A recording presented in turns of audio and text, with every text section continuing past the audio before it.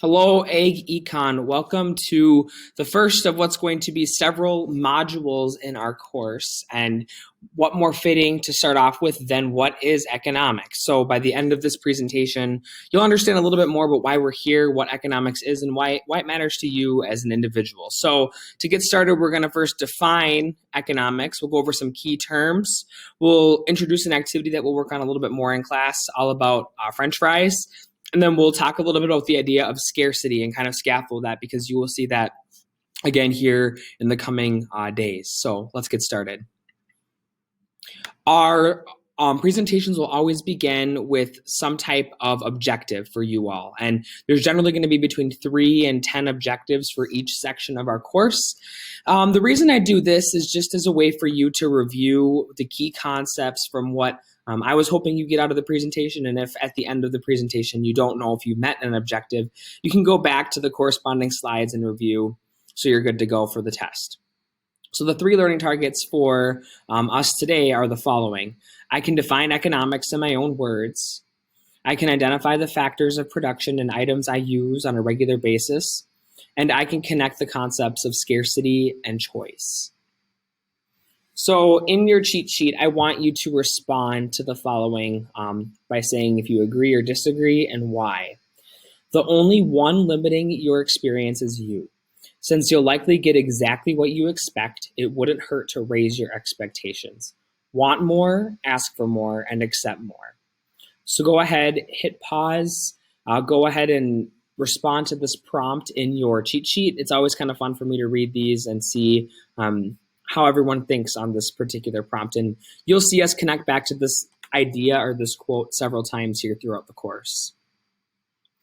So what is economics? That's our big deal question here today. A lot of us have probably heard of economics on the news or from our parents or from a friend or family member who's maybe taken the course before, but economics is an important concept that each and every one of us should understand and come to appreciate, because it shapes basically every part of our life, just like agriculture does.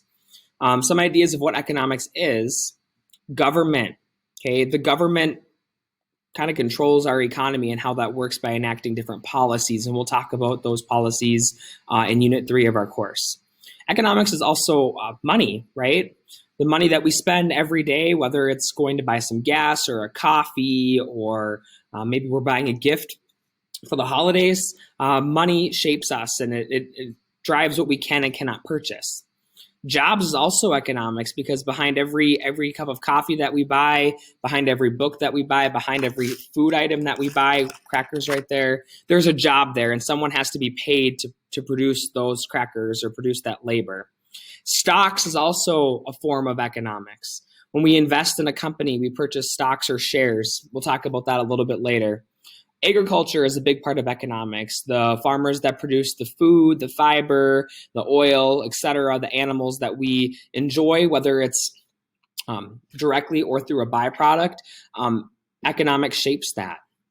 Capital or types of equipment and buildings, that's a form of economics. The free market, here in America, we have a free market economy. We'll talk about what that means a little bit later in the course. And lastly, of course, taxes. Taxes play a big role in economics, and the percentage that gets taken out of our paychecks that goes back into investing in the government or various different procedures within our local area. So all of these relate to economics, but there is one key definition I want you to recall. That is the study of the choices people make to satisfy their wants and needs given scarce resources. Within economics, there's several different factors of production, and these are the key resources or inputs that we use to create and consume our outputs. These are natural resources or land, human resources or labor, capital resources or capital, and entrepreneurship. Now, entrepreneurship is a pretty big fancy word, and I've defined it for you down at the bottom as well. Entrepreneurship is when we create a good or service of value by developing a new combination of the other factors of production. So basically creating and starting up your own business or company. So these are the basic factors of production that go into the items that we choose to produce and consume.